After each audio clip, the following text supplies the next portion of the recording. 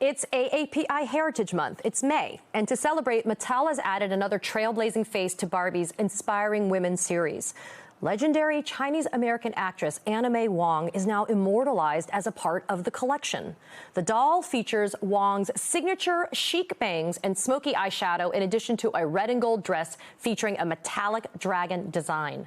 The doll also comes with literature that discusses Wong's extensive career, including her making history by becoming the first Asian-American actress to lead a U.S. television show, as well as being the first Asian-American woman to get a star on the Hollywood Walk of Fame for acting.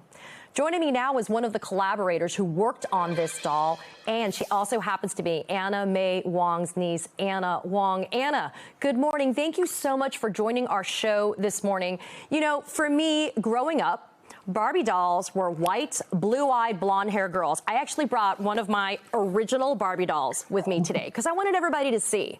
This is a 40-year-old Barbie doll. When I was 8 years old, this is what Barbies look like. But they were not Asian, Black, Hispanic. They weren't dark-haired. They didn't look different when I was 8. But now I have an 8-year-old daughter, and she gets to have this be the Barbie doll that she gets to play with. So what does it mean, Anna, to have this Asian Barbie doll? I know it's your aunt, but what does it mean to you to have this Asian Barbie available for all children everywhere? Thank you for having me. It is an amazing honor to work with Barbie and Mattel. My family is so proud. Keeping the legacy of my aunt alive is a labor of love for myself, my family, and representation for Asians. As you said, my Barbies were the blonde and blue-eyed ones, and I used to think to myself, why are there Barbies that don't look like me? And there were no dolls.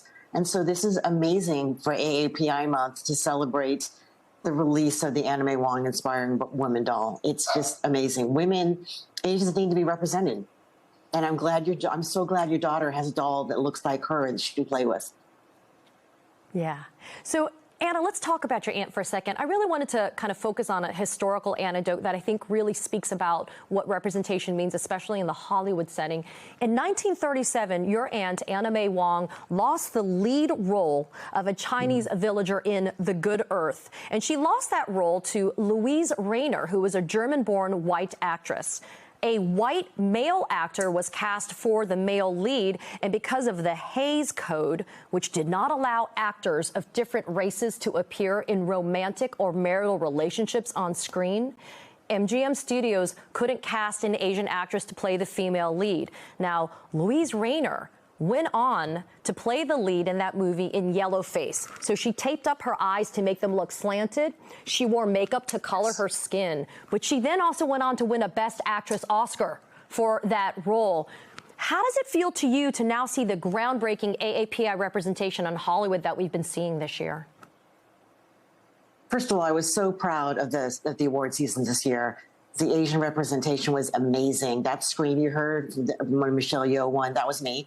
And it's been amazing. To get back to your question, though, yes, Louise Rayner did win the Oscar, and in Yellowface, I find Yellowface horrifying, and the fact that we had to do that there is Asian actors capable of playing a role for an Asian character when they turn around and take a Caucasian actor, make them Yellowface, to play an Asian, a Caucasian character. It's just too confusing. And I find that nowadays we're much better represented, but we also have so much farther to go. I mean, there was a series recently where it was a fictionalized character of Anna May Wong, and she won an Oscar. And for weeks, people were asking me, my phone kept blowing up saying, "Do you have your aunt's Oscar? Can I see it?" No, because my aunt didn't win an Oscar because I was fiction.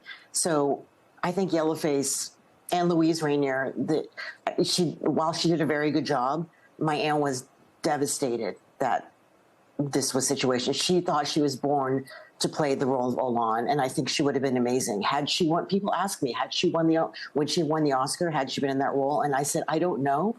Would she even have been nominated at that time, in that time frame? I don't know. Anna, before I have to let you go, I have less than a minute. I did want to ask, this doll obviously being released in conjunction with AAPI Heritage Month. How important is it for you to feel like not only do we have the groundbreaking Anna May Wong doll for the Barbie series, but to do other things to spotlight our community? I think we have a lot to do. And I'm so glad that Anna May Wong's Inspiring Woman Barbie doll is the first step. And I think we can do it. Asians are here to stay. We can be represented in everything.